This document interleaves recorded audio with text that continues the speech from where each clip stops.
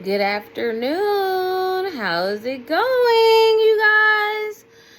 It is kind of hot today, so I've been kind of just like trying to take it a little easy because I do not do well in heat. I'm not a heat person. But I am going to be going live with the grocery haul because I think it'll be easier to go live and do a grocery haul as opposed to like recording every single item. That way, when I go live and do the grocery haul, I can hold up the item and you can see what it is, and you can also, not just see what it is, but like you can see the fat and everything that's on the back and whatever, because I have about a few things and I'm like, okay, am I going to record every single thing and show it on the video? I'm like, no, I'm not doing that. I'm not doing that, guys. I'm just going to do it live. I'll just do it live, and then everybody can watch the live and see this stuff. Because people ask about sauces. People ask about noodles. People ask about different things. And I feel like if I show it on a video, like the front and back of the item on a video, like on a live video, then people can always just go back to it. So the grocery haul will be live, and it will be shortly after this video drops. Likely 15 minutes after this video drops. So anyway, we will do that. So what I did want to talk about is the sugar fasting dead. Is the sugar diet dead? No. No, it's not dead. It's not going anywhere. It's not been gone nowhere, because if you really look at it, the sugar fast is what fruitarians do. The sugar diet is what the high carb, low fat vegans do.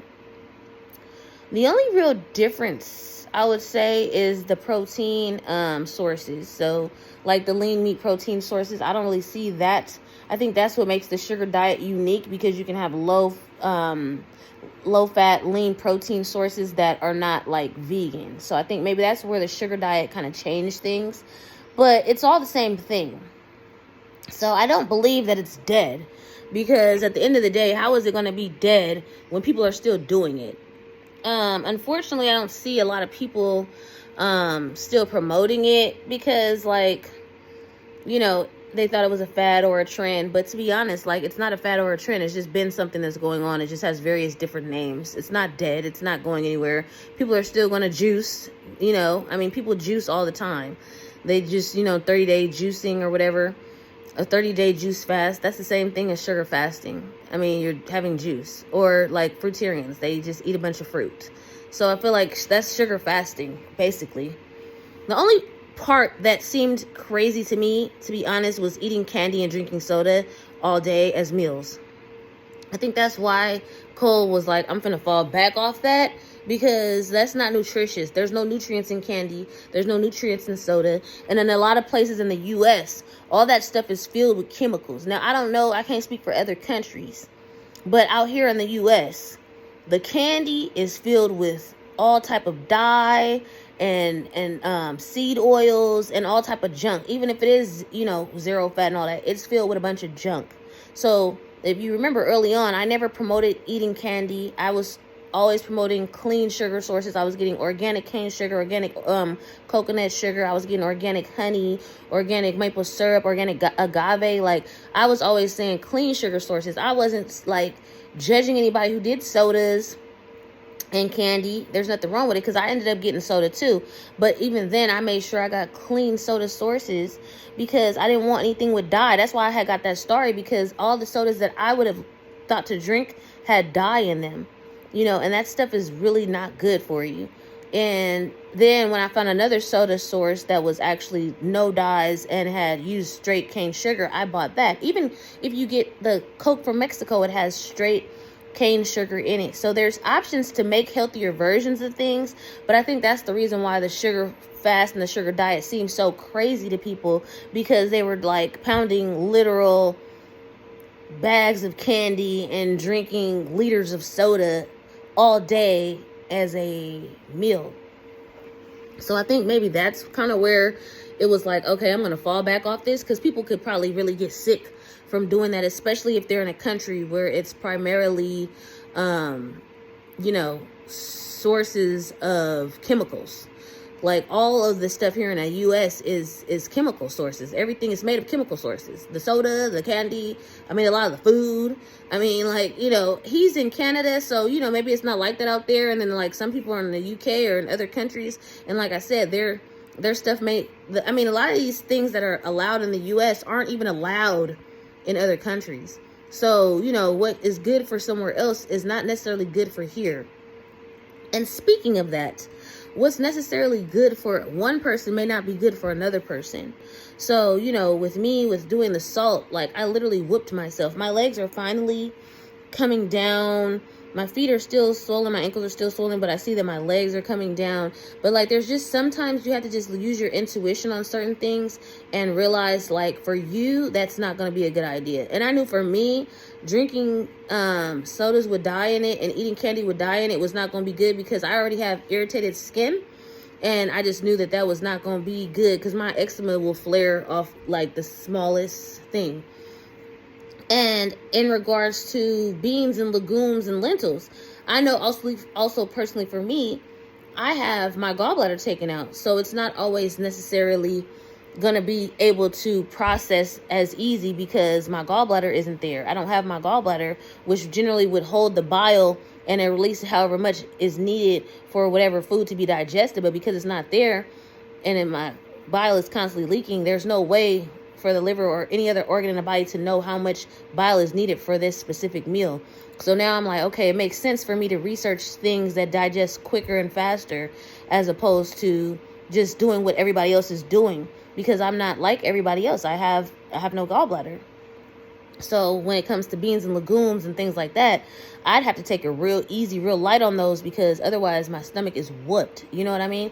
But that's nothing against people that are using that as their primary protein source or choose to use that.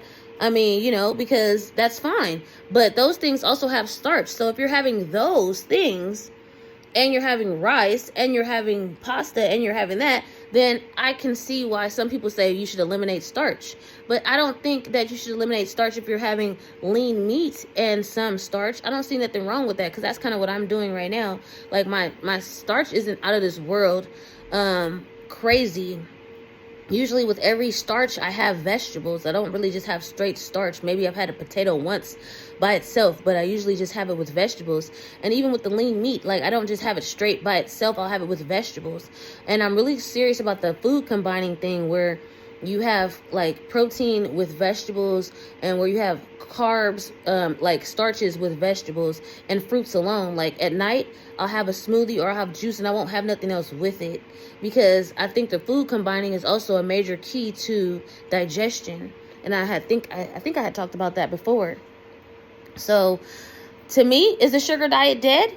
Is the sugar fasting dead? No, it's not dead.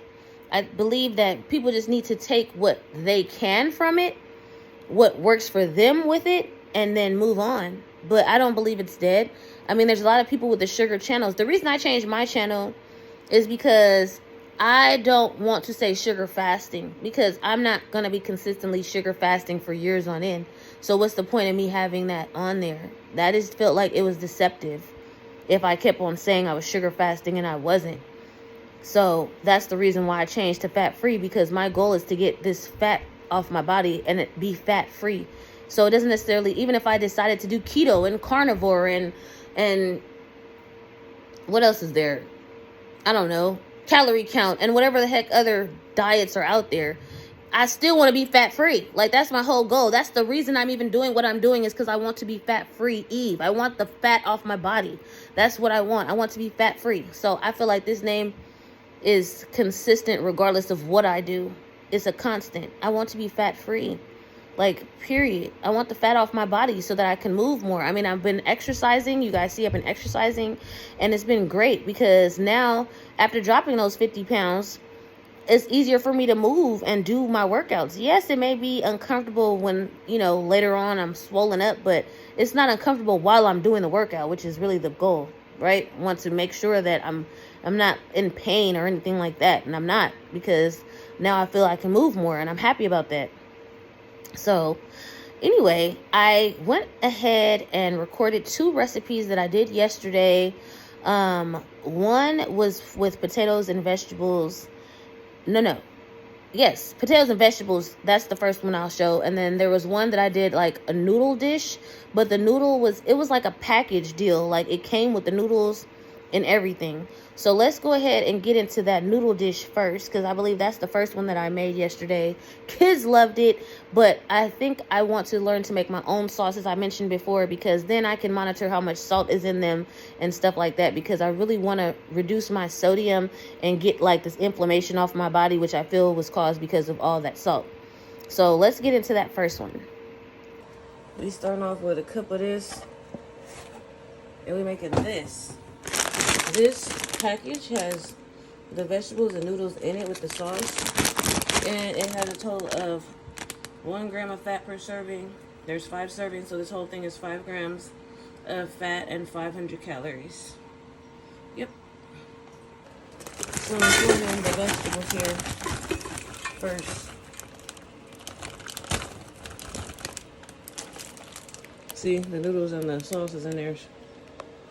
So this block of noodle came in this packet, so I put it in there. I'll put the sauce in at the very end, but I'm gonna let all this start steaming together. That's not the right one. Here we go. I'll let it do its thing for the next 10 minutes. So this is it. I dumped it in this bowl. See how the noodles are now broken up, and I like it already pre-packaged with the noodles because it ensures I have more veggies than noodles.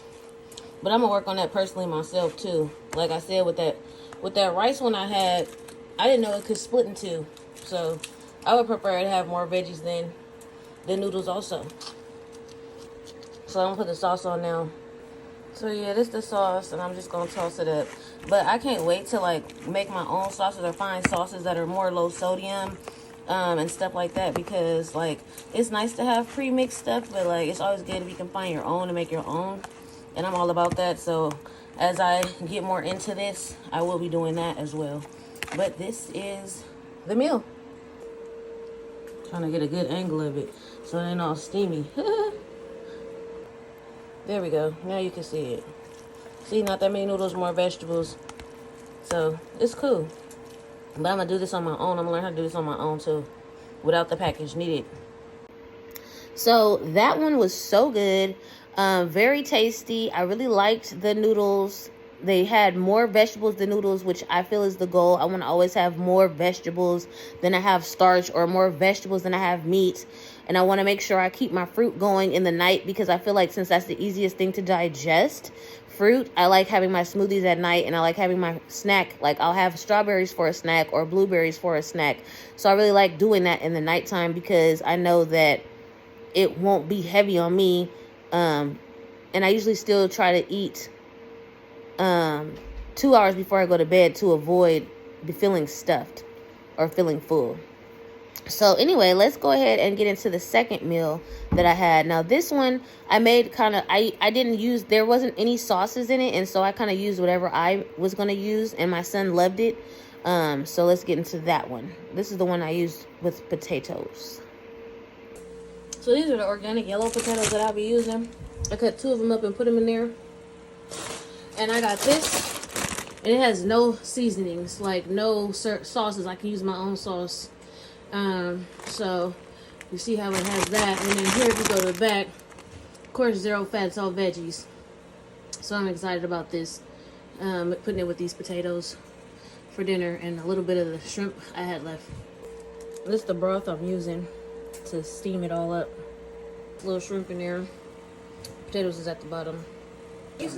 And this is the final product. The potatoes with those vegetables. The shrimp, I think, is at the bottom. There's only a few. You can see that one right there. And I put some of that barbecue sauce, the teriyaki one. So my son loved it. Like, he ate majority of it. But the thing is, when I track my calories, because I heard Cole say today, you guys could possibly be looking and seeing like, oh, she's eating almost 2,000 calories or 1,800 calories and stuff like that.